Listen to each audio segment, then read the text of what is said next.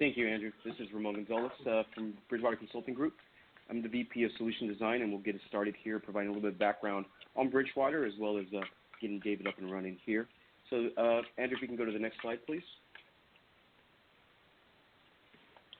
So our speaker today is David Kreiss, who has a deep technical background in AMI technology, substation automation, power system data integration, architecture, and power quality.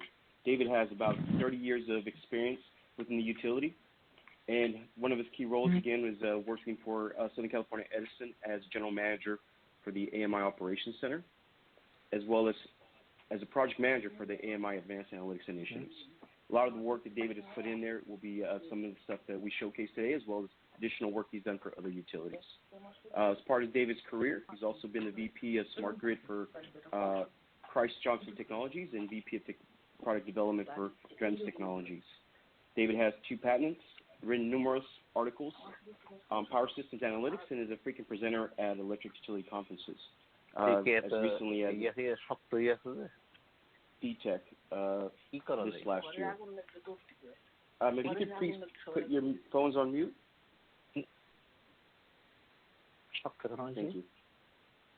Okay, Andrew, you can continue on.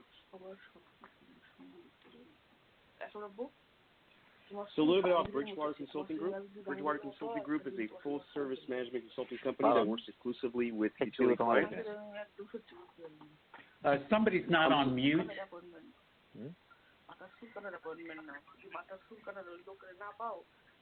Apologies for that, folks. If you could please put your phone on mute. Hi, folks, this is Andrew from CEATI. If everybody on the line would please self-mute their phones out of respect for the presenters, that would be appreciated.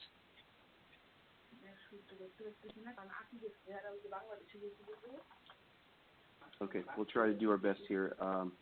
Continue on. So, once again, Bridgewater Consulting Group is a full-service management consulting company that works exclusively with utility customers. So we focus on customers' power, water, and gas.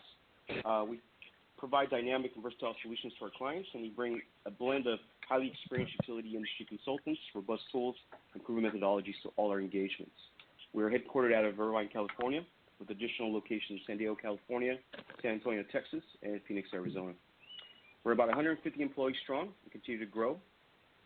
One of the key attributes about our company is we do have about 80% of our staff who have direct or indirect knowledge and experience working with utilities. And some of our core capabilities here: business strategy, customer experience, utility modernization, organizational effectiveness, as well as training, PMO and program management, and delivery of technical solutions. And at the list here, you can see some of our key clients. Okay, let's continue on. And I'll go ahead and pass this over to David. David, you can go ahead and get us started. All right, thanks. Can everybody hear me okay? Andrew, can you hear me okay? Yes. Yeah, you're good, David. All right. So thank you, Andrew. Appreciate it putting this together. Ramon, my buddy, in making this thing happen in the content. And also my friends at Southern Cal Ed that we worked together for many years there, and I appreciate everything, including Jim Cherry, my old boss. So let's get on with this. Hope everybody's dressed in business casual. I know that that was our dress code today. And let's move on. So when we start off this thing, we want to get at a high level. And today we're talking about a very, to me, a really interesting topic of leveraging your AMI system for T&D operations. So what's the goal of this? Well, at a high level, the goal of this is to show how an underutilized resource can be used in a variety of ways to support a broad range of existing utility initiatives. Why is this important? Because most utilities are faced with the same issue: growth of renewables. You always got to improve safety and reliability, reduce O&M, and notion of modernizing the grid. All right, so that's on the agenda by the utility commissions, by the customers. What's the key issue? The key issue is that funding and timing doesn't align. It's great that you want to do these things, but, where is the funding? So what is the focus of the webinar is to use an existing system. You already bought it. It's working well with meters to cash, but now how do we leverage it to help you with these other things? Because basically some of the applications here require minimal effort, getting good value. Some require a moderate effort, but that's okay. So at a high level, we're leveraging something you already bought and showing you how to use it for T&D operations. So we're going to be staying away from the customer side and focusing on transmission and distribution, which is mostly my background. Next slide.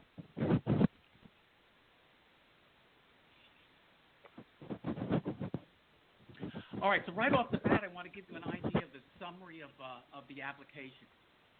So when I talk about these applications, you may have others.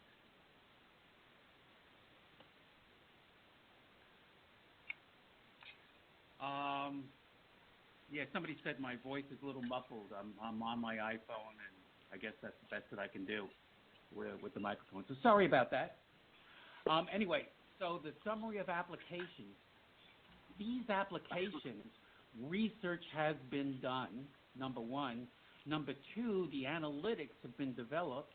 Number three, we have done proof of concept with different utilities. So these are not just being pulled out of the air, but a lot of work has been done. Now, this is not the breadth of all the applications you could do for your utility.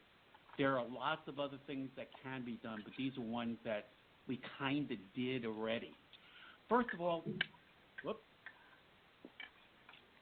Well, I don't know. Advanced OMS. All right. So, I come from old school of people calling in. That's the OMS system using SCADA. Well, what can we do with the AMI?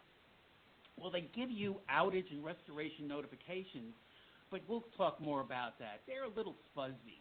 Not all of them come in. So how do you use them to optimize that data for OMS? Number one, computing location and quantifying the footprint, knowing exactly where the fault is and who does it affect in greater detail. You can do that with the AMI. And finally, identify nested outages. When the crews leave, making sure that there aren't nested outages before they leave. Next. Click. This one's pretty cool. Energized down conductor identification. In other words, high impedance faults. Been working on this since the 80s, with the IEEE groups and everything, the idea of how do you identify a wire down. And you can use the AMI system pretty effectively with a high degree of confidence to identify an energized down conductor. We'll talk about also when you lose a single phase, not a three-phase, and it can also be used for wildfire mitigation. So that can be done. Next. Support voltage control, VVOS, CVR, volt var, conservation voltage reduction. The idea of having, hundreds of thousands, if not millions of nodes that have very precise voltage measurements. How do you leverage that to improve your VVOS and CVR system? And you can do that. Next.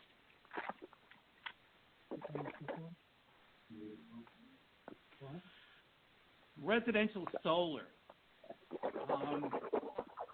is a function of penetration, right? Get one solar, not a big deal, but then when you have a community that has solar, all of a sudden you start to see incidents, and we're going to go into. By the way, these are all going to be case studies that we're going to talk about towards the end or the middle of the webinar. So I'm just giving you a summary now. But we'll get into you can use these meters effectively for helping you manage residential solar and charger issues. Next.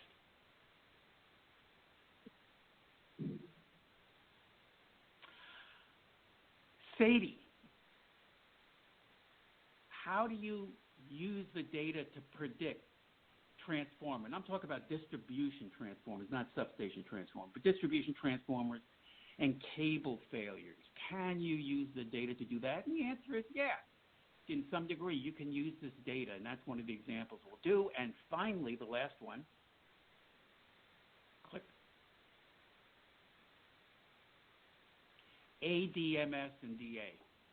So in this timetable in the utility growth. At times it's harmonics, at times it's different things. Here, a lot of utilities are moving towards a full-blown ADMS system. All right.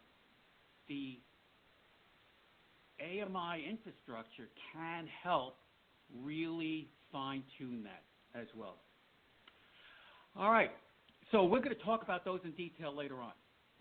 Well, you have to start off and saying, what are the constraints? So, we're going to talk about what's possible, but we're also going to talk about the real world and what has to be done. So what's the constraint of using your AMI system? Well, the first is the business constraint of it's difficult to internally manage the collection and prioritization of needs and applications.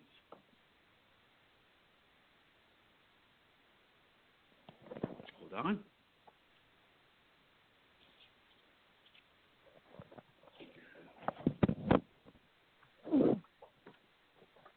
Hold on one second. So, why? Well, first of all, when you go in and say, hey, what do we use the AMI system for? A lot of people don't know the capabilities, so it's hard for them to give you applications and projects if they don't know the technology behind the AMI system. The second is, and for those of, most of you work at utilities, trying to coordinate multi-departments to get the requirements down, to get the prioritization. And also, one of the things you really need is a SME lead. You need somebody to lead the program that really understands both T&D operation systems and the technology and functionality of an AMI system. That's it. If you don't have those things, it's difficult. Second thing is, when you want to implement the analytics, it's very difficult to do it in an existing operational system. OMS, ADMS, why? For those that have tried, you realize it's expensive. I mean, to get a new analytic layer in one of those systems costs a chunk of money. Second is it takes a long development time. So for those that are familiar, for OMS, there are things that are scheduled for next year, the year after, same thing with ADMS. It's hard to fit things in, and the latency is significant. Finally, the risk. Nobody wants to add a lot of new stuff to an operational system in case something goes wrong. So there are barriers to putting in these new analytics into an existing operational system. Just the way it is. Next slide. And we talked about that. Next slide. There are technical strengths of using the AMI data. What are the technical constraints? First of all, I've been in places that have different meters. We have different meters. We have one head end, and that head end is called an NMS. We're going to use that term. NMS is a network management system for the over-the-air stuff, not the IT upstream, but we're going to use NMS as the over-the-air. So you have an NMS, but you have different meters. They measure differently. For example, we have meters that if you want voltage, we'll do an average voltage over an interval. So if you have an hour interval, it averages voltage. Other meters only give you the last voltage at the end of the interval. That's an example. Another example is one meter will give you a min-max, instantaneous. Other meters don't. So they can measure voltage differently, the fine points. There's another thing, too. If you have an NMS and you have different meters, sometimes those network management systems don't bring back all the meter logs. So it may bring back the meter logs of brand A meter, but for brand B, it won't bring back certain logs. So you're restricted. So the idea is that meters measure differently and the NMS can bring down different things. You have apples and oranges sometimes. It's a little bit difficult working your way through that. Next. Communication systems not designed for continuous meter reading. Most of the systems, and you have various communications. You have point-to-point. You have a power line carrier. Most of them are RF mesh going to a backhaul. They're not designed for SCADA-type reading every 3 seconds. They don't have the loading capability. So you're constrained upon that. In order to, and we're going to talk a lot more about this, in order to do analytics, you need to have meter to transformer, and it's nice to have transformer to phase connectivity. It's not that good to know where a meter is geospatially, but you have to know how it is electrically connected. Next. All right, you may have a network connectivity model, but sometimes it's hard to get to it. These models are where they restrict access to it. They don't want too many clients of it, so you might have a difficult time getting to the model, especially the as-operated. You can get a flat file that shows you the as-built, but trying to get access to the as-operated network connectivity model can be difficult. Next.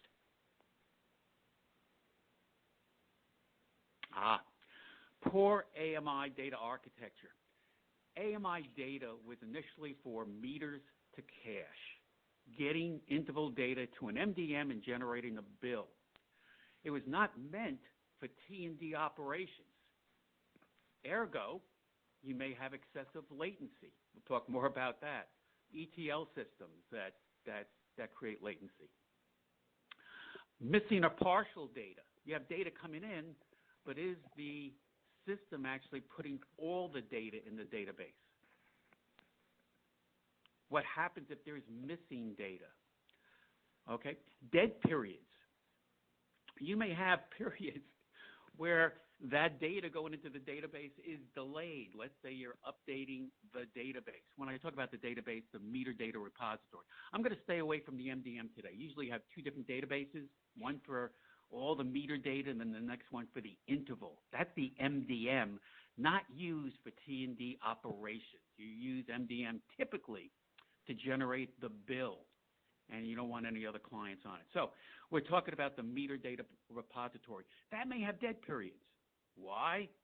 You may be uploading new customer information on a daily basis, or you may be doing a firmware upload to the meters, and you hold off non-essential data transfers. And then you may have a poorly designed interface of just getting the data. So there's problems with the overall data architecture because, frankly, it wasn't designed for T&D operations. Next slide.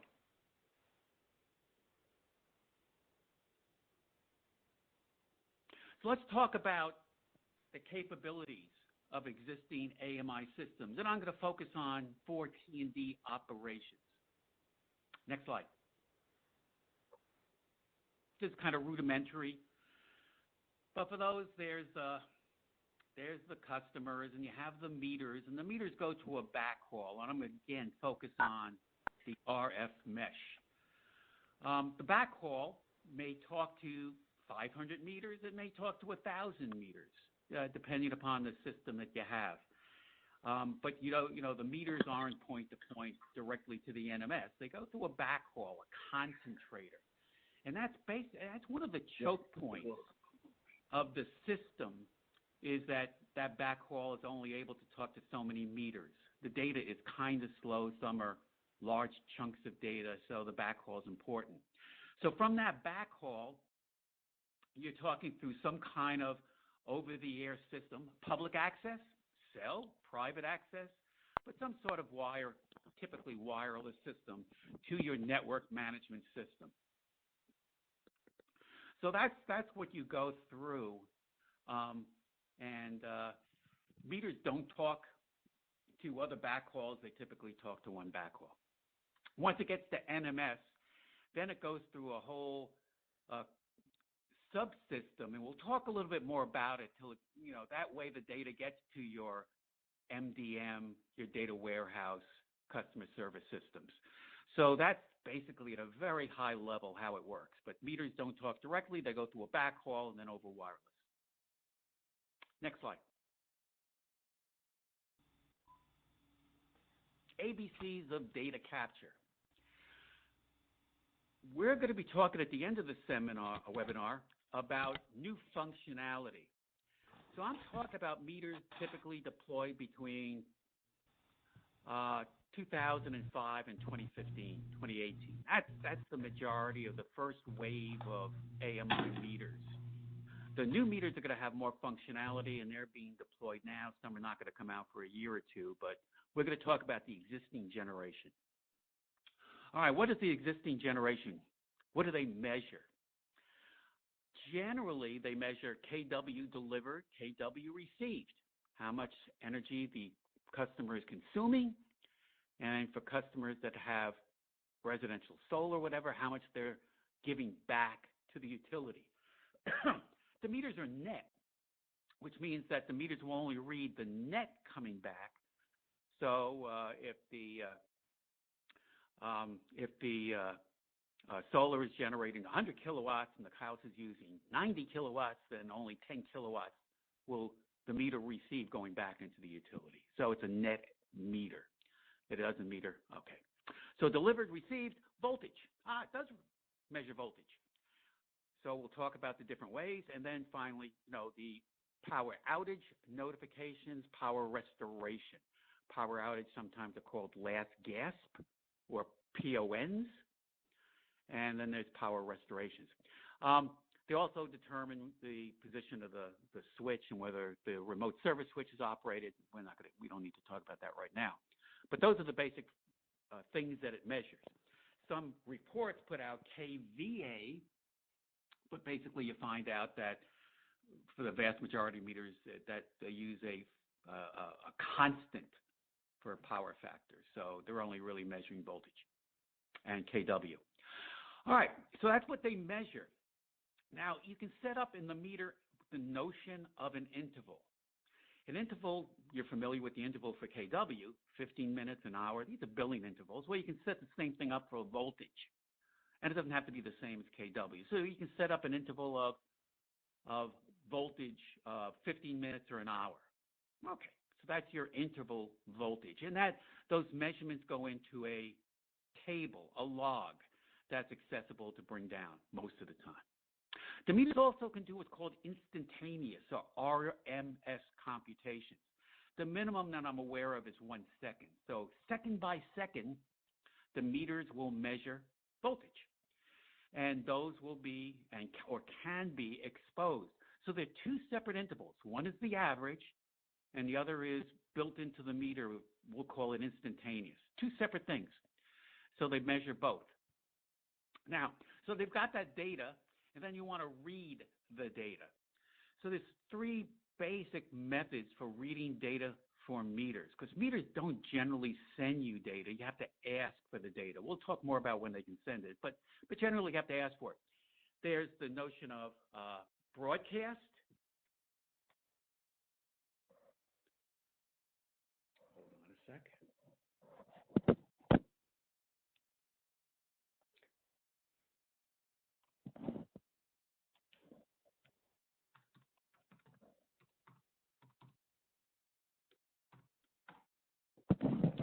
So the notion of broadcast. Broadcast is when you send out a read to a group of meters.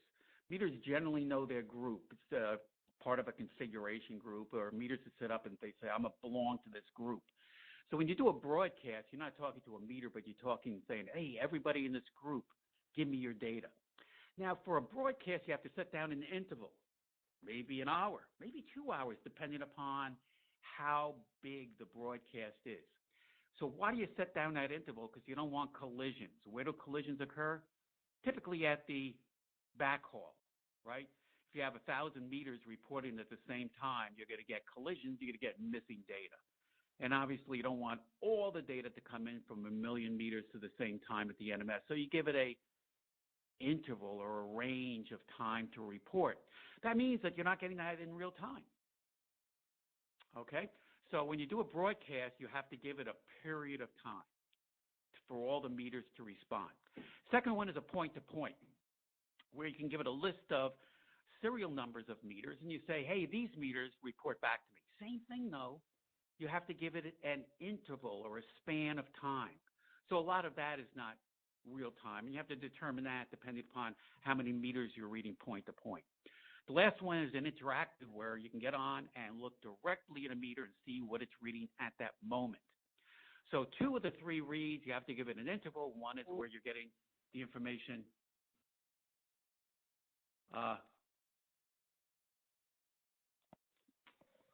from that. Ramon just sent me a note that there's a question on conference number.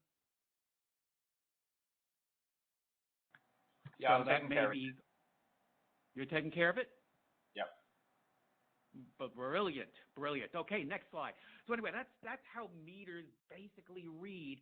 And the big thing we're talking about now is voltage and kW. All right. Now, I want to be clear about this of the voltage measurements because it really applies to T&D operations. So meters do it a different way. I'm going to be talking about 1 or 2 kinds of meters that are quite dominant or have a large population. So remember I talked to you about meters, you give it an interval for voltage. Okay, let's say it's an hour. So a meter can then, over the hour and at the end of the hour, give you the average voltage over the hour. That's pretty cool. Like I said, some meters only give you the very end of the hour. Well, a lot of the meters give you the average over the hour.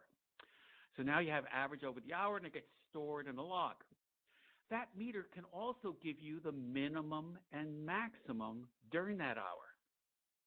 Now, that minimum maximum is generally 1 second. You can make it different, but you can get 3 values every interval. Average, maximum, and minimum. You can then also determine a threshold, high and low, and it can let you know if it exceeds the threshold. So remember, you only get that at the end of the interval. So these intervals are typically stored in the log, and meters are generally read once a day for many utilities to bring down these voltage logs. By the way, a lot of utilities are not even using voltage right now. That even though the meters are capable, they haven't configured the meter to save voltage. But it's an easy thing to do. It's a configuration change, and you can read that data, once a day. Again, it's not RF LANs are really not meant to get that data continuously. So it generally goes into a log, but you can set it to report back when it exceeds a threshold. Let's go on to the next one, instantaneous voltage. This is one that's it's pretty interesting in that the meters look, and this particular meter can look at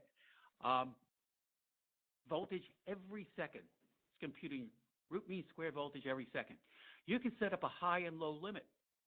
And when it exceeds above or below that limit, it can store the event, and it can send back a real-time notification. So you can set up a limit of, let's say, 10% below nominal, and whenever it goes for 1 second below that value, it'll send you back a real-time notification over the air, proactively. That's pretty good. In that message, it gives you the actual value of the voltage. So it's not just I just crossed the threshold, but it'll tell you what the RMS value was when it crossed.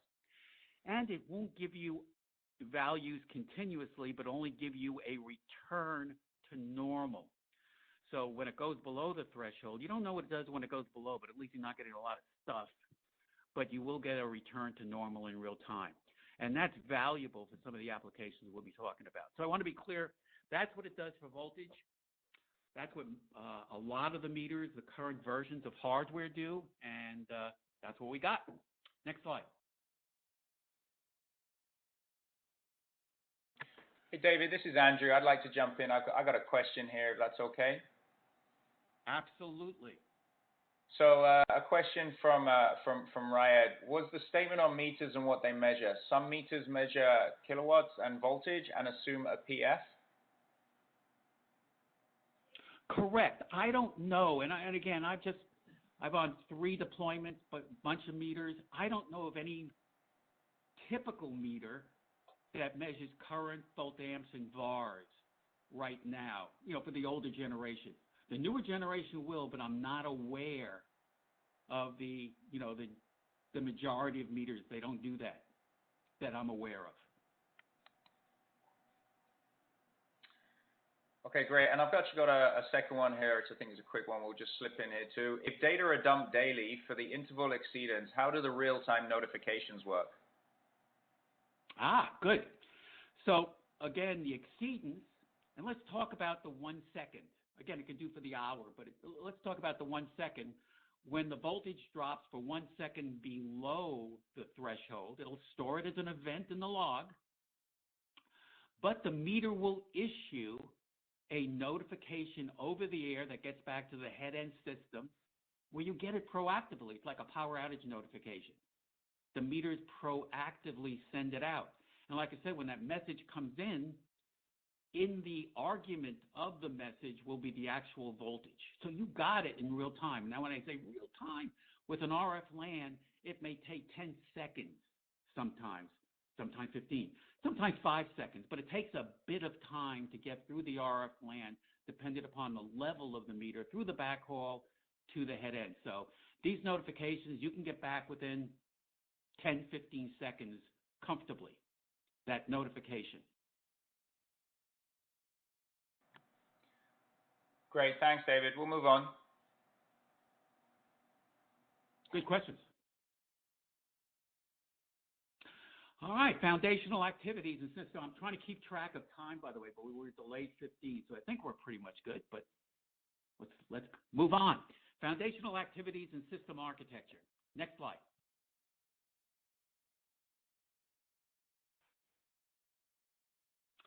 All right, so remember, I'm laying a foundation for I know you want to get into the applications, but I'm really trying to give you an overview of what it is we're talking about. This in some cases, $2 billion systems. What do they really do?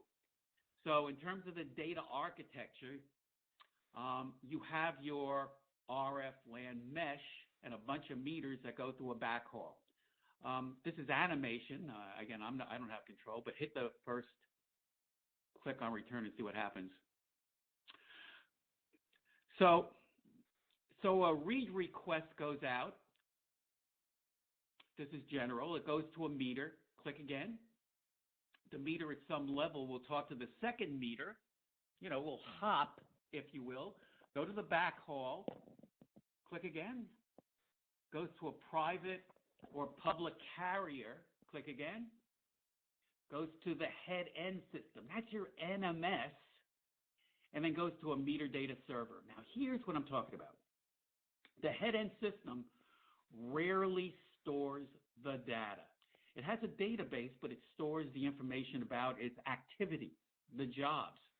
But it doesn't have a database, if you will, to store the actual data coming in. It goes to some server.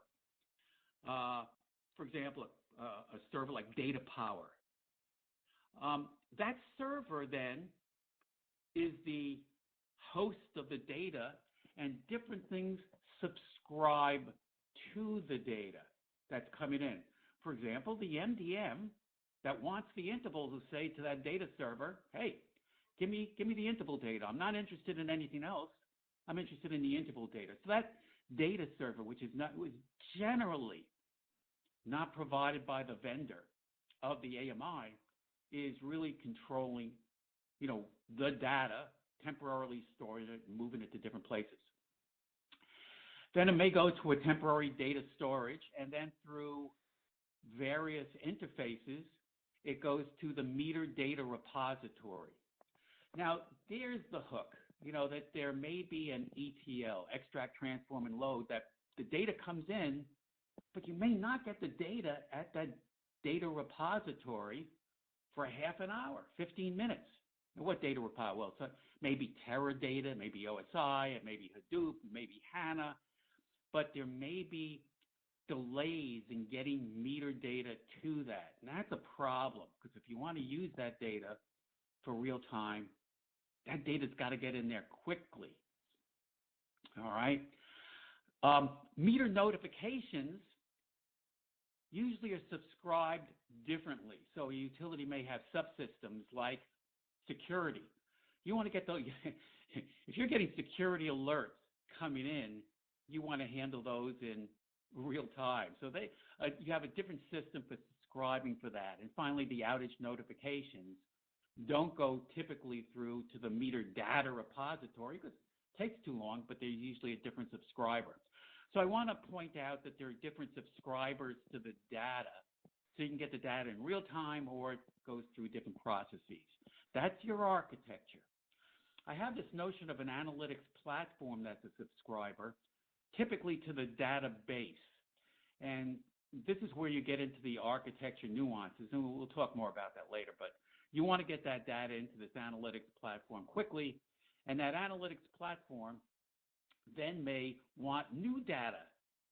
You know, it gets these notifications, but it says, I want more data, so that analytics platform should be able to talk to the head end, you know, with web calls and whatever to get new data. So I put that dotted line in there, and it's actually going to the wrong, it should be going to the head end system. That's okay. All right, that's an overview of the architecture. Next slide.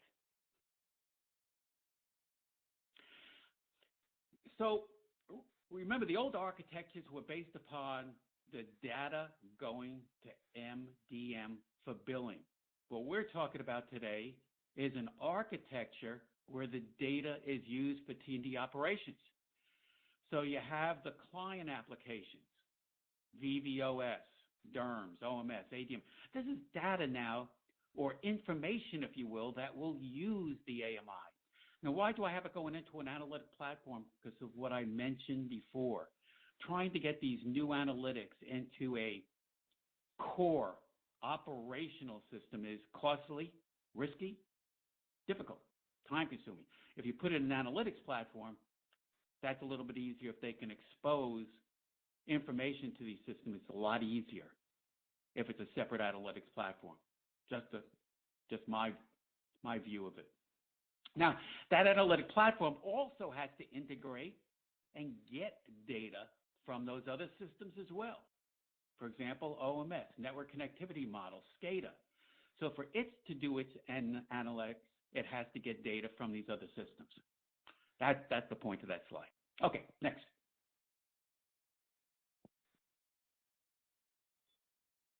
Foundational activities. I did write an article about this saying, all right, if you want to use your AMI system for many, I'm not saying all of the applications. Some of the applications you can do are pretty easy. But Mike Schulte used to say, knocking down bottles. But some of these require a bit more work. What are these so-called foundational activities? All right. You need meter to transformer mapping. If you don't know what the meter's connected to on the circuit, the analytics are really get cut down. You'd like to have phase mapping as well. Why phase mapping? Load balancing. DER a lot of times is on one phase and not on the other. So you'd like to have meter to phase. Your model itself should be a single phase model. I know a lot of utilities that have single wire. Their network connectivity models may have the capability, but things aren't mapped to a phase, they're mapped to a circuit. So you should have single phase model. You should know your RF loading. That's a job that's not done as it should be to monitor what is the loading so you know what you can do. PON and PRN transforms. You're getting these. One of the difficulties of the initial AMI systems was everybody expected 100% of the outage notifications or restoration notifications to come in, and guess what? They don't. We'll talk more about that, but they don't. So now you need to effectively use them in a more intelligent way to get full access out of them. Some utilities just shut it down because they don't get 100% of them. They think it's just ambiguous information, but you need some way of transforming them into more meaningful information. That's foundational. This notion of bellwethers, WETHER, selection process. We'll talk more about that, but again, meters, you can't read them continuously, so you have to have a way of selecting bellwethers and then managing them. A bellwether meter breaks, but when a new one goes in, how do you manage that process? So these are all foundational activities. The application data requirements, that's the first green bar. What data do you need? A lot of data is being left behind. Well, the meters are not collecting it. You have to go down and say, what data do I need? Again, some utilities are not even bringing in voltage. Well, you got to bring it in. Again, I talked about the meter, data storage, and access requirements. Both of those are how quickly it gets in and how is it exposed. So these are things you need to do for many of the applications. They're a project. It's not difficult, but they need to be done. Next slide.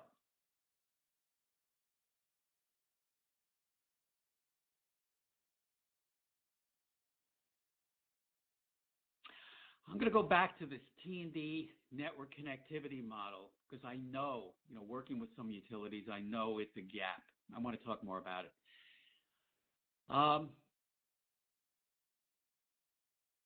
So this network connectivity model, if we're going to use AMI data, you want to use it in conjunction with not only AMI, but other field measurement device.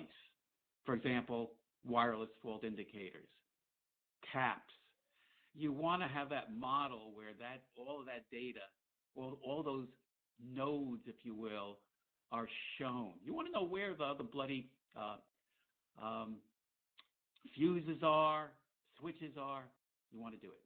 You want it to be a single phase. When you're doing DER, you need to know what houses are connected to what phase, because a lot of the residential solar may be on one phase and not the other.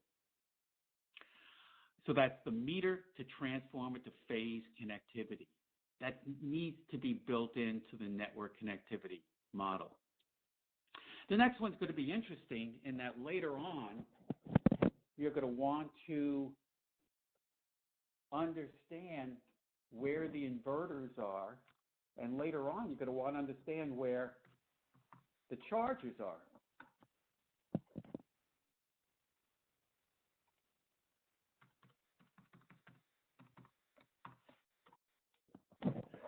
So will the model have the ability to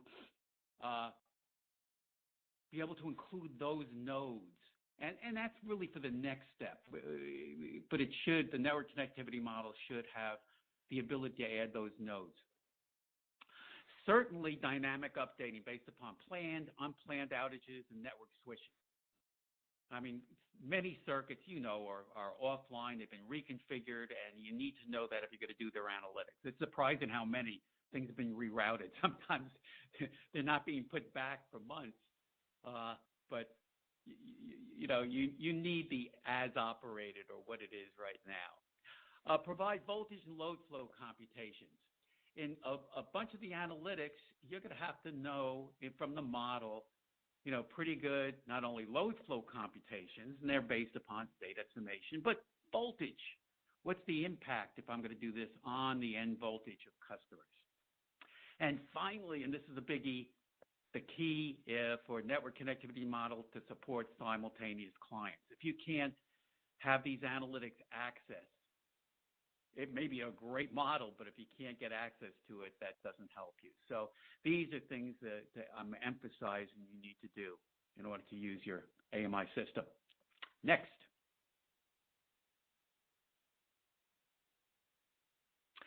Real-time data. But we're getting into pretty soon the applications. But we need the data.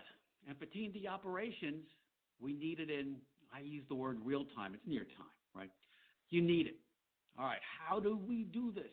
All right, first of all, configuring the meter. As I mentioned, you can configure the meter to send back proactively data. Say for voltage. When voltage goes above or below, even for 1 second, the limits, send it back. Now, can you make that too small? No, you can't. You have to make reasonable limits depending upon the application. So you can't always say, well, I can just configure the meter to give me information. You can't do that. We'll talk about those applications because you can't. Bellwether meters. This is interesting. Can we have a set of meters out there that I can read frequently that represents the neighborhood or its collection of meters? And the answer is you can. By looking at historical data of meters, you can say meter at this residence represents meters on that circuit segment. This is really important for DER, not to measure everybody that has residential solar, but you can measure or select meters that really represent,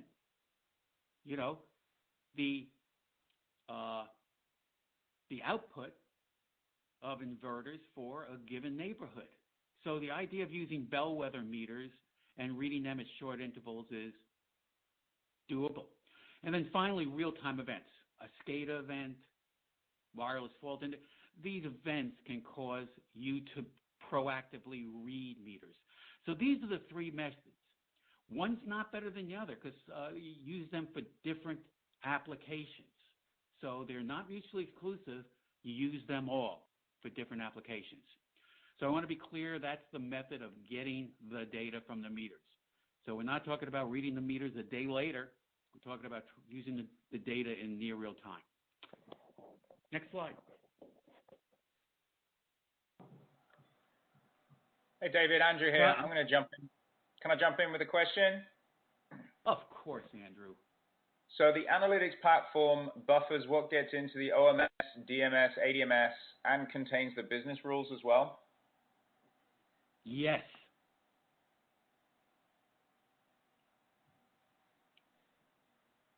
Okay. Yep. You want to expand on that? Yeah, we're gonna talk about business rules. It's the analytics. You got the data, but what are the rules? So we'll talk more about it. But the answer is yes. That's where the business rules, need to be, and they have to be changeable. We can talk about that. But that's another reason not to put in an operational system, because guess what? Using AMI systems is kind of new for T&D operations, so your business rules may change. And you want a platform that you can make the changes without going through all of the change management and pain of changing to, an operational system, if you will. Good question.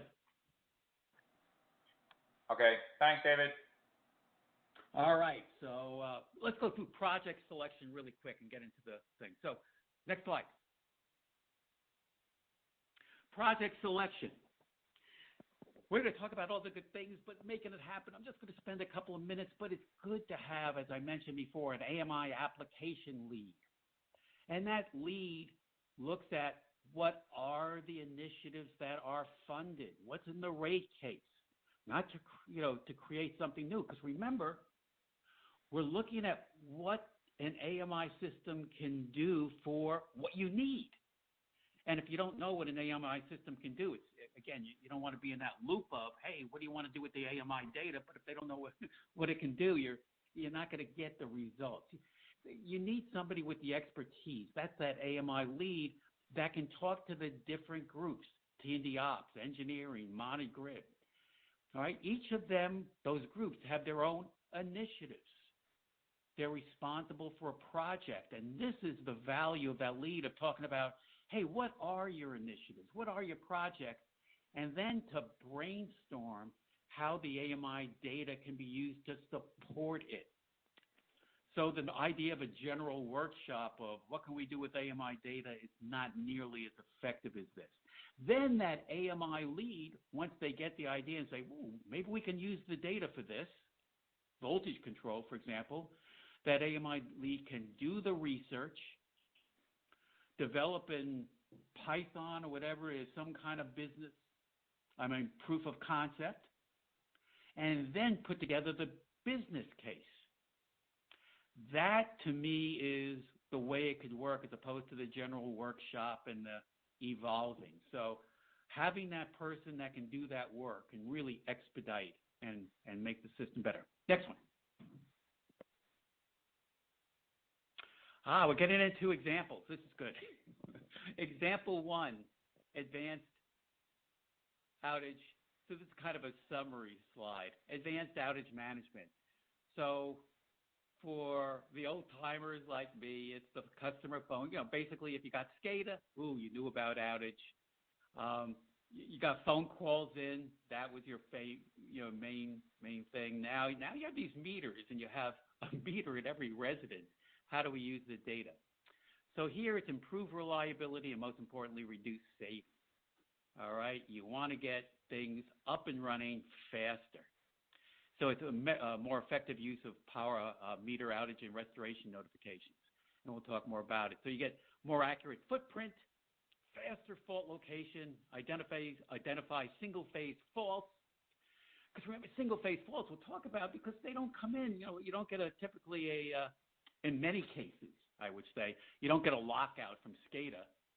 And in many cases, you don't know when you have these single-phase sub-circuit faults. And finally, to identify nested outages. Next slide, please.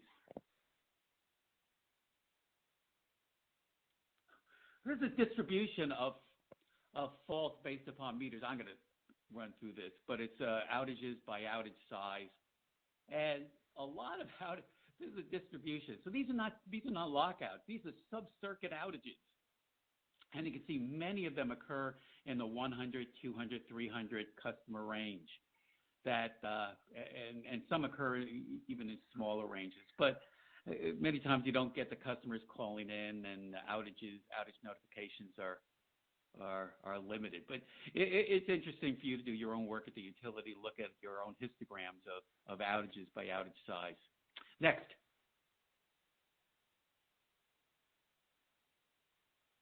Okay. So the first example we're going to look at is how do you deal with these power outage notifications? Last gasp. So what you're looking at there, that triangle, is the backhaul. And remember, the backhaul goes out to a wireless system. And then you have meters that are on your first level. Those are the meters that are in red. And other meters talk to those meters. They have a route to get to the backhaul. And so, there's different levels. With utilities I worked at, there were 12, 14 levels sometimes before the data would get back to a backhaul. Okay? So when you have an outage on a circuit, the meters all, if it's on a circuit segment, the surrounding meters, you have a bunch of them, they'll all see an outage. Now, when a meter sees an outage, the meter downstream of it that's sending out a notification, it's not going to listen. It's too busy saying, I've got to get my own outage information back to the backhaul. So click again. You can see the meters in red, those outage notifications from those meters will make it to the backhaul. But the others may not, because they're talking to a meter that's also an outage. So that meter is not going to listen. Now, when a meter sends out a outage notification, typically it's blasted. It doesn't have a particular address it's going. It just says, I'm going down, and whatever meter can hear it will try to pass on the information. But like I said, if those meters are in outage, they're not listening. So you don't get back all the outage notifications. So in the chart on the right, you'll see a circuit segment, branch B, where the outage is, and a bunch of those meters, the outage notifications made it back. Those are the ones in red, and that's because they're close to a backhaul. Okay, that's cool. And they'll probably make it back. The ones in green may not make it back. Why? Because, they're hopping through a meter that's an outage. So, click again. So this notion of perimeter analysis. So the network connectivity, right? So if you know that these meters, a big chunk of them on the circuit, and I'm not talking about meters on a transformer, 2 meters per transformer. I'm not talking about that. I'm talking about if you know that there's a circuit and you know that meters on that circuit, a chunk of them are in outage, you've got to assume the rest of those meters are on an outage as well, right? And probably the circuit most upstream is pretty close to the location of the fault. Click again. So that's the notion of circuit analysis. You make a band around the meters and say this collection of meters are all an outage. And generally it works. I did a bunch of work on this, and generally it has significant accuracy. All right? So it's a different process than just looking at meters on a transformer, but it has a high degree of reliability and, to say, ooh, these meters, all of these meters on this circuit are an outage, or at least on the phase. And we're going to talk more about phase, and that's why it's important to know, phase. Now, if you notice, there's one red meter on branch A, and typically that's just a mismapped meter. So you're going to have, your meter to transformer or circuit accuracy is going to need to be improved to some degree, or you can just kind of ignore it. I found that, on the other hand, utilities have a better meter to transformer mapping than they even expected. I was surprised in a couple of utilities that it wasn't too bad. I mean, it needs to be improved, but it wasn't too bad. It was workable. So I want to emphasize that this is a method that will provide a high degree of reliability, and it's not that difficult to do, but you do need meter-to-circuit connectivity. All right? And what do I want to say last is that, remember, meters that don't respond are basically they can't, because the meters that they're broadcasting to are not listening. And that's the bottom line to this. All right, next slide. David, I'm going to jump in with a question. I know we said we wouldn't do this. I'm just going to jump back to this slide because it's one slide, and I think the question is directly related to this.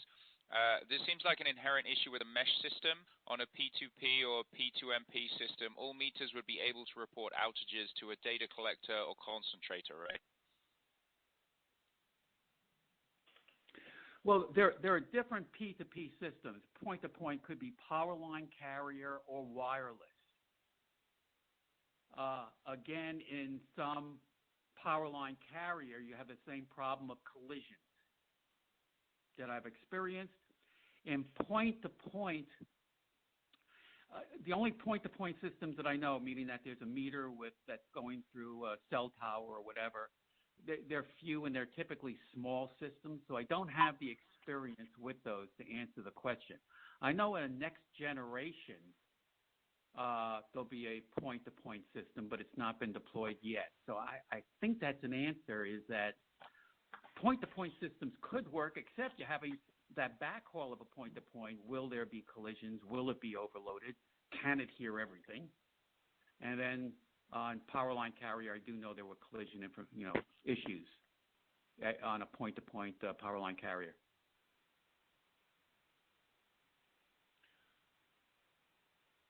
Okay, thanks. We'll move on to your second example. Okay. And again, keep the coin. We'll hopefully have some. We're 20 after 9. We started up late. We're going to keep on schedule. We should be in pretty good shape. So the next example: predict transformer failure, distribution transformer. This is a no-brainer. This is an easy one. This is at a couple of utilities, and there, all you're doing is measuring voltage. And this is meter voltage. And the thing is, most distribution transformers fail due to winding-to-winding shorts. The voltage can drop if it's a primary short will result in a step up. Secondary will be a step down. But it's a step change. And it's easy. And this is not even in real time. You can just do it like once a week. Whatever you want to do, just run through the voltage data and see if there's step changes in the voltage of a meter. Now, what you want to do certainly is look at load as well. Could that step change be due to, significant loading changes? But more often than not, it's a winding short with a distribution transformer. All right, so what you do is you look at these, and you also correlate it to how much that transformer is loaded. So your priority of replacing transformers should be the step changes with highly loaded transformers. Certainly you want to put them on the priority to get changed, but it depends upon the end customers and who's loaded on. But it's easy to see when these things happen, and it works. It predicts when there's a transformer failure. But again, this is one of those that you can do quickly, easily, using voltage data. And it doesn't have to be that real time. It can just be hourly voltage data over an interval. Okay, next slide. Energized down conductor, also known as high impedance faults. And I remember working with protective relays and over at utilities and sticking wires in the ground and watching things spark and seeing how the protective relays would react. Could they pick up the arc, doing things at the substation? But all those technologies really, they've been improved, but they only work from the substation out. Only a certain distance. They don't work on subcircuits or in the distribution grid.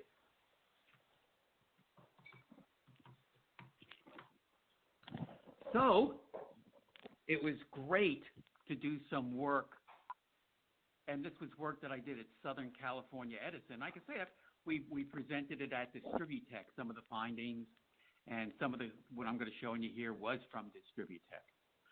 But really interesting stuff, really exciting that I worked, great team that I worked with, and turned out well. Okay, so one thing about the Southern California, a lot about California utilities, it's a three-wire system generally. There's a bunch of four-wire circuits, the underground, but a lot of the overhead is three-wire, where the distribution transformers are connected phase-to-phase.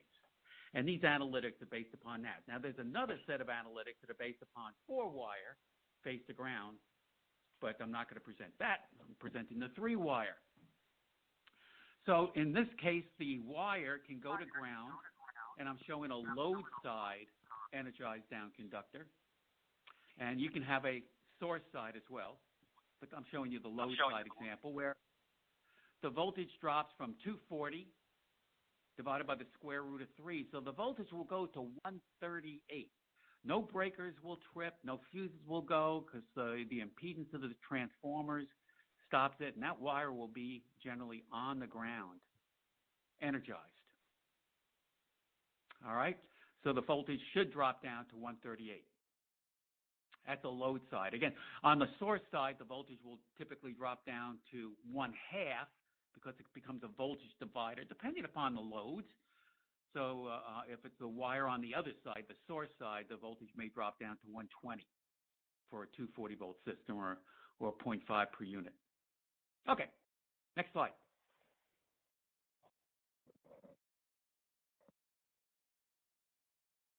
So this was an example that was presented at Distributech. Danny Hayburn was my buddy presenting there as well, and we did this work. But this was an interesting example. This turned out to be our first example. It was kind of fun. So anyway, there was a circuit that had a problem, and it was a blown tap. The field crew went out, fixed the tap, and for some reason, the next day, the truck came by, and a kid came out and said, "There's something arcing in my backyard." Click. So there, the arrow shows you the initial tap that was fixed by the crew. Click again. There was your energized down conductor. It was in the backyard. Click again.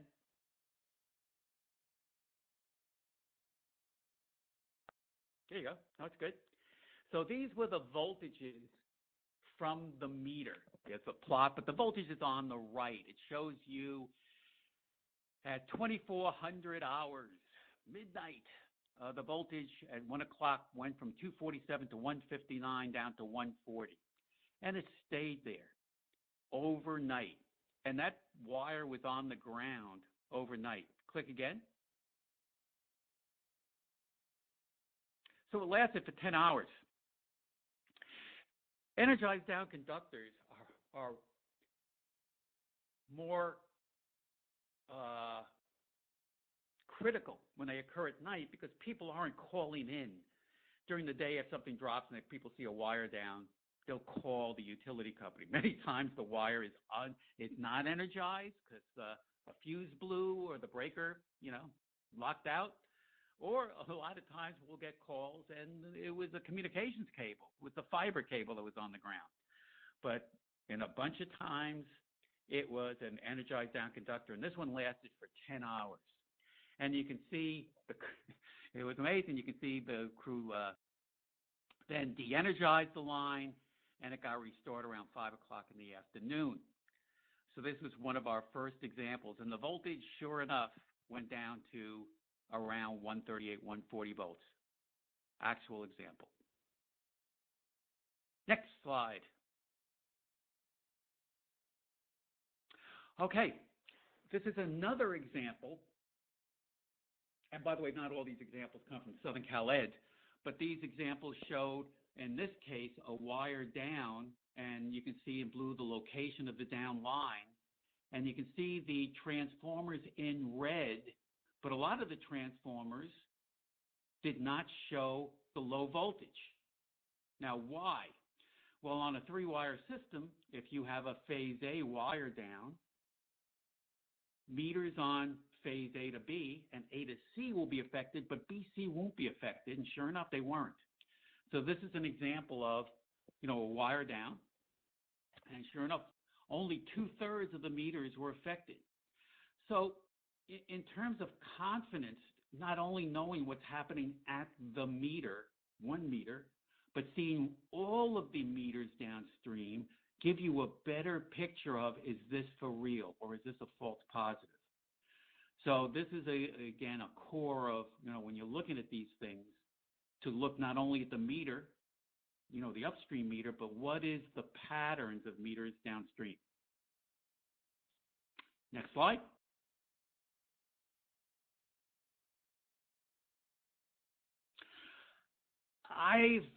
And the team, we evaluated 500 faults that could be wire down. Most of them were de-energized. They weren't energized wire down.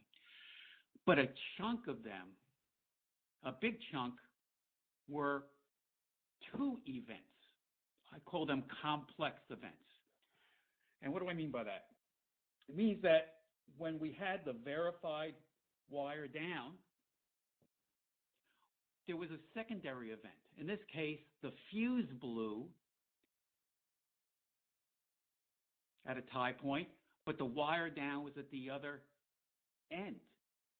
And that occurred a big chunk of the time. So the message there is, one, when you do have a blown tap, blown fuse, there's a nice chance that there's a wire down someplace else on the circuit. And that's because of obviously because of the fault current. Whatever weak spots you have in the line, you'll get a wire down and a blown fuse. So be aware that occurred a chunk of time. And a matter of fact, that gave greater confidence. And we'll talk about the analytics, that if it's a complex event, it was a greater confidence that there was an energized down conductor. Next slide.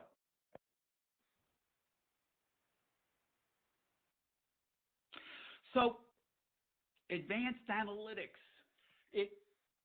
Every people that do analytics, and most of you do, realize that when you start out, it looks easy, but then you realize, hey, it's more complex than expected. Not rocket science, but complex. It required more steps. So anyway, in doing advanced analytics, whether it be for energized down conductor or other things that we'll talk about, you want to read the meter multiple times during the incident.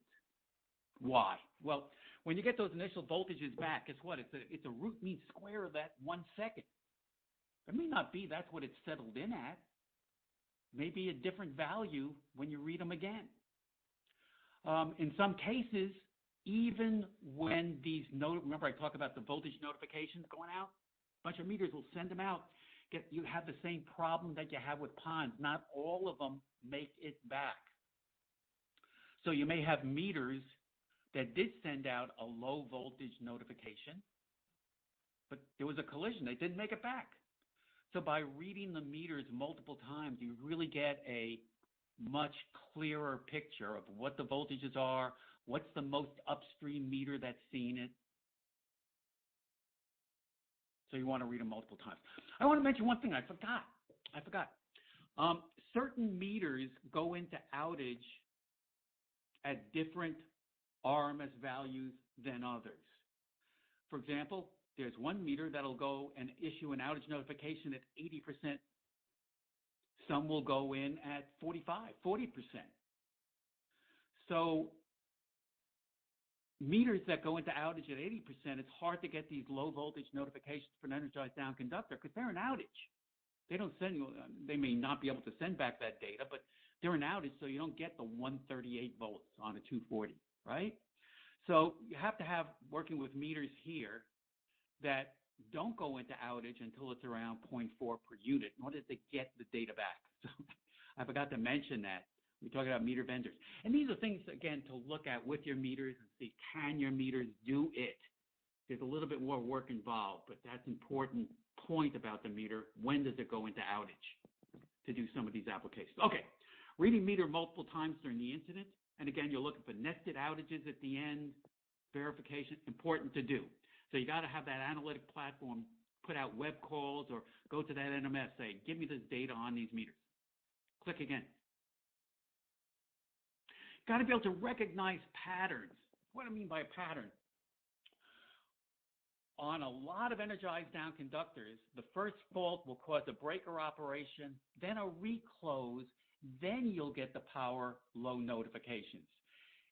All kinds of different things happen. It's not like, oh, you just get a perfect low voltage notification at 138. You get all sorts of activity taking place based upon breaker operations and different values of voltage, right?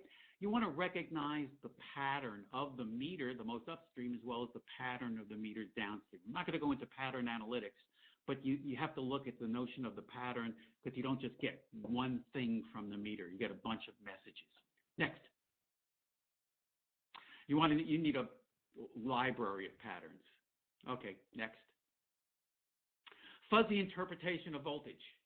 I got into fuzzy logic way back when I did the substation waveform work, and it's pretty cool. But the notion of fuzzy is if I get a voltage back at 138, I'm confident that's a load side wire down, right? Well, what happens if the voltage is 160, 155, 120? That depending upon the RMS value of the voltage, you may want to interpret it differently in terms of, we'll talk more about confidence. So the voltage is not that absolute like SCADA, on, off. The voltages are fuzzy. They can come in at different values. So you want to interpret it based upon the magnitude of the voltage. Next. And then you want to construct the confidence. And then the chart also shows you want to integrate with the network connectivity model. You want to integrate with customer and asset property. You also may want to integrate in the work crew schedules to find out what's going on. But there it is. Next slide. Just click through this. This is just the system of how it works. Energized down conductor. Your low voltage notifications go from the meter. Click again. They go to the meter data repository through the head end. You're always looking at I got some notifications in. You want to see, is that really something to look at?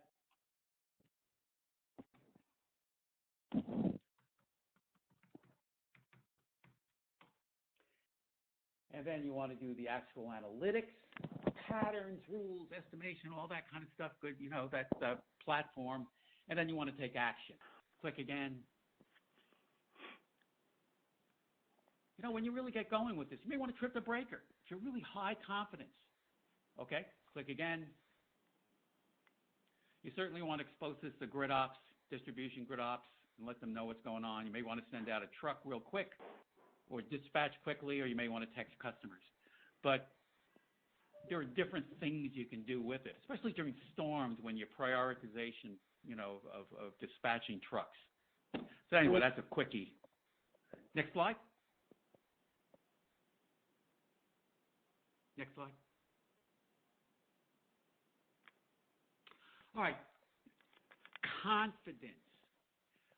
For most of the applications, because you have so many meters and they report different ways, you have to have some way of determining your confidence, whether you're doing volt var or you're doing energized down conductor. And this notion of confidence should be built into that analytic platform. And the confidence of the EDC is based upon what's the voltage, what's the pattern, what are the pattern of the structures downstream? Is it multiple or complex? Ooh, did somebody call in with a 911? These are things that give you confidence of what you should do next. Now you have your confidence. And again, we could apply confidence to all of the applications. Next one is, all right, what do I respond? What's the customer density? Is it near a school? Is it near a mall? What's the duration? Has it been down for a while? And finally, if I do have this wire down, is it in a location that's prone to fires? So these are things that should be built in to using your data. Because again, the AMI data is not the same as SCADA data. It's not crisp. It's a little bit fuzzy. So these are the things. And these things should be built into the analytics. Okay, next slide. Next slide. Residential solar.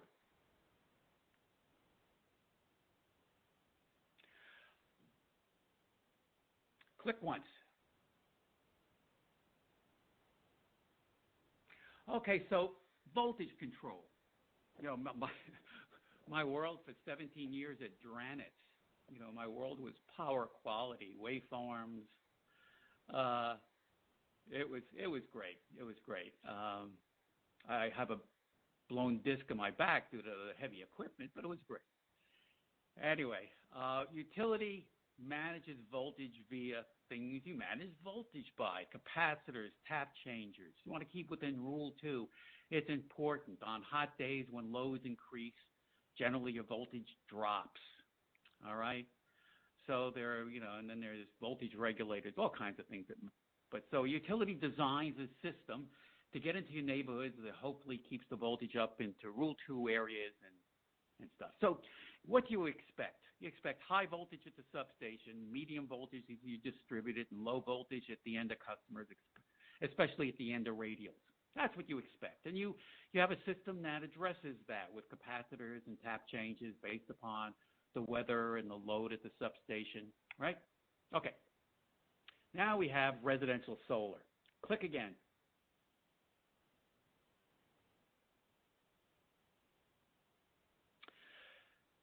This is true when you have residential solar neighborhoods. You have high voltage at the substation, medium voltage, and then you have high voltage in the neighborhoods. Well, it's the inverters. So the inverters kick up voltage where you expect the voltage to be low. You can have quite high voltage. Quite high voltage is not good. You have to derate your equipment. Obviously, you're getting greater losses, and it's not so good for the customer that they're using more energy than they should, and in fact, some inverters will shut down on high voltage, which when the customer has a expensive solar system, they don't want their system to shut down during when they should be using it for their air conditioning. So this is a problem, and so you can have high voltage incidents.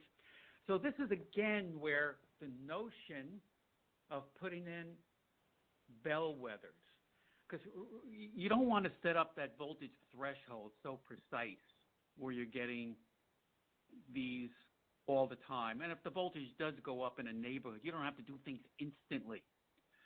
So the idea of having bellwethers, a meter, picking residences that represent homes in the area and getting that data regularly will give you a handle on high voltage. this is something that's really easy to do with the meters.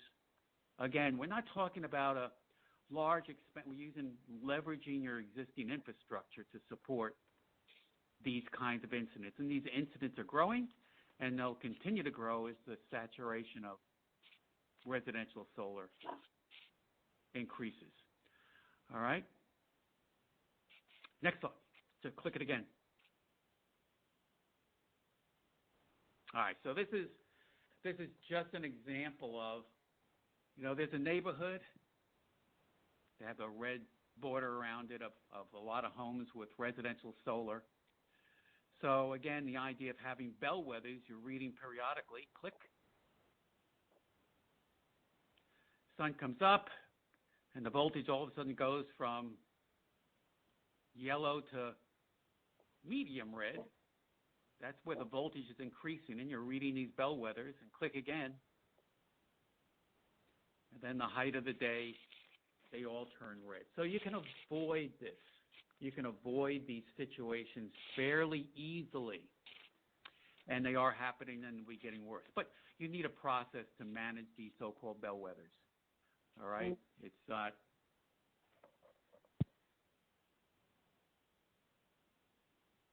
I understand, yeah. Okay, so click again. Voltage control, I'm going to skip through this. We pretty much covered voltage control. Click. Again, it's having bellwethers. Yeah. So, good job, Andrew. Sorry, no, we can skip it. No worries. Let's just skip through. You can have bellwethers so you can precisely measure voltage. So for your CVR, you're not doing state estimation. You're not guessing, but you can actually get voltage from these bellwethers in near real time. So you can do a better job and keep those limits closer. Next. Predict cable failure. All right. I'm going to go through this one quickly. Underground cable failure, key for CEATI. Can you do something about it? Now, cables can fail in many different ways. You can have breakdown of insulation, the treeing, that's high frequency. We're not involved with that at all. You need other equipment. You can't do anything about that with your AMI meters. But how about the failures due to loose connections, corrosion? There, the notion is that impedance increases. All right. Can you use your meters to track the impedance on the primary, on the 12 kV? And the answer is probably. Bunch of examples done at some utilities. It looks good, but it's not conclusive. It's worthy of investigation.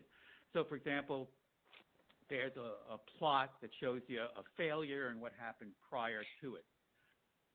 You have to take into account the loading on it.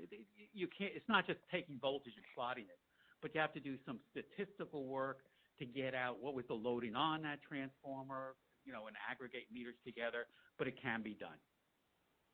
Or research would be very fruitful. Next.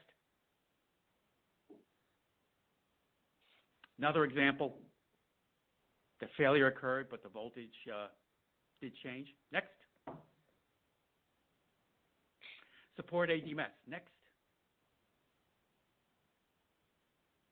All right, this one, not a lot of work has been into, but it's logical.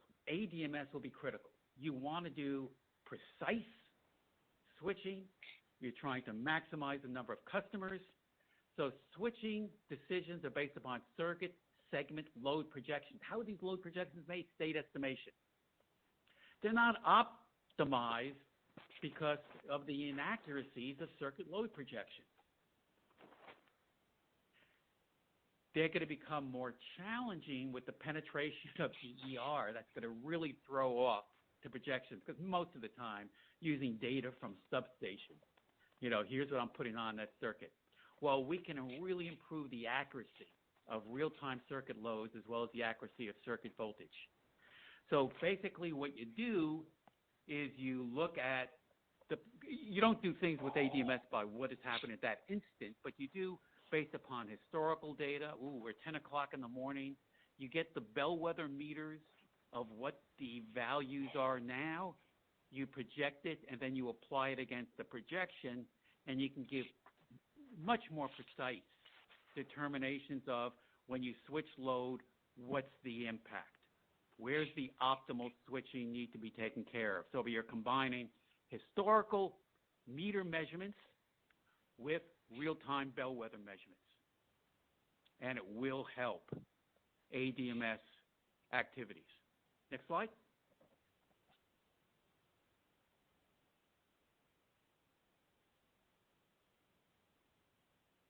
And again, that's just the restatement of it. You look up the historical profiles. All right, what do I got now? What does it look like it normally does?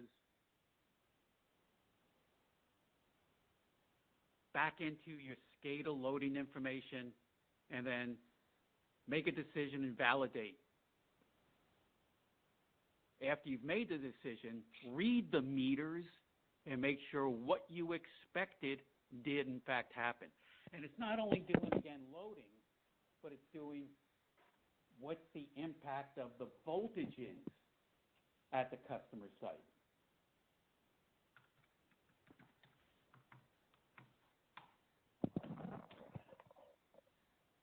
Okay, next slide. We're not going to talk about a bunch of applications, but no lights, meter to transformer mapping, phase mapping. You can do that with the meters. So those things that I talked about were things. So there's a bunch of other things that we're not going to talk about today that are capable of being done. Next slide. This is just a matrix for a given application. What do you need?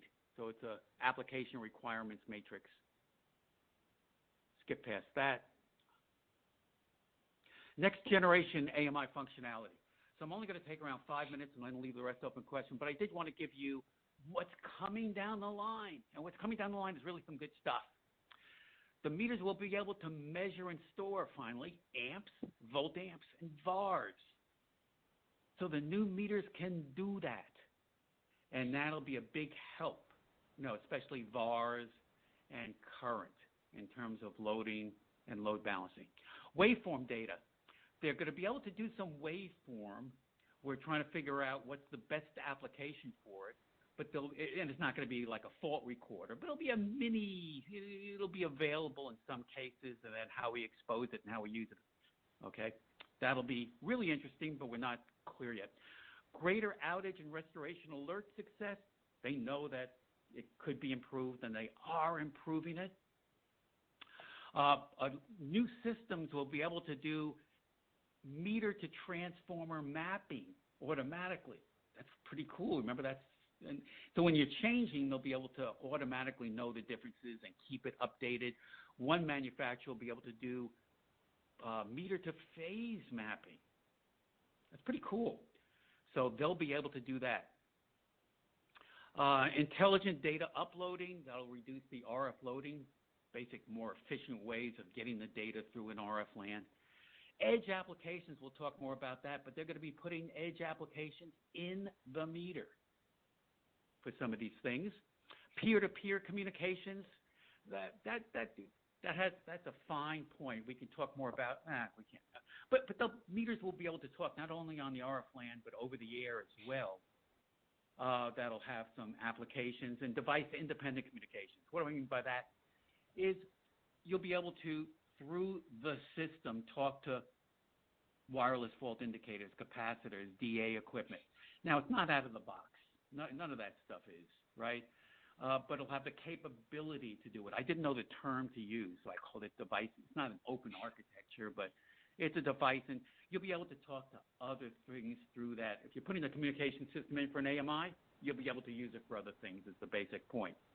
And but it'll have to be done some work. Next slide. So I have two companies that I got slides from. One is Itron. And Itron is big focus of theirs is distributed intelligence apps. And if you look at them, they have three, and these are from the manufacturer. So not promoting it, but I'm just saying, this is the new stuff they have coming out. This is part of their REVA system. So in terms of the grid, they have location awareness, high impedance detection. They can look at voltages in the secondary and see if there's a high impedance on the second. This is not necessarily the high impedance fault detection, although they're working with that, but this is on the secondary, that if, is the meter in the socket, is there a high impedance? And remember, fires from a meter socket is a key issue, so they'll be able to look at things like that, broken neutral, active transformer load, feeder phase balancing. They'll be able to know what meters are on what phase. That's an underlying thing, and that's pretty cool.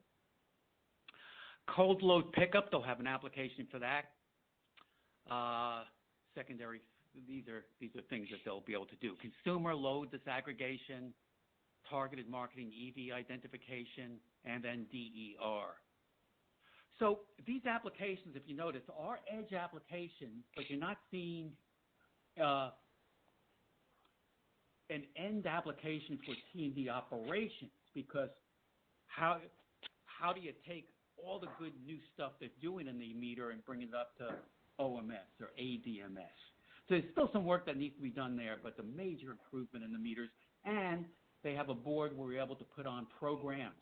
So they'll even be able to get third parties to write apps that sit in the meter to do certain things, and that's pretty cool. So that's what's coming out by Itron. Didn't go into all of it, but, a lot of good things are happening with the company. Next slide. So this lands us in gear. So they are also putting in applications, edge applications, in their unit, intelligent voltage sensing. And they're going to be doing volt amps, watts, bars, and volt amps. They'll have, again, a collection of apps that are focused on customer safety, real-time load disaggregation, and a collection of things. So that this is their new Ravello meter. Improved communications, the ability for the meter to listen to other devices other than meters. So new stuff is coming out in the next generation of meter. Next slide. Aha! We have made it through.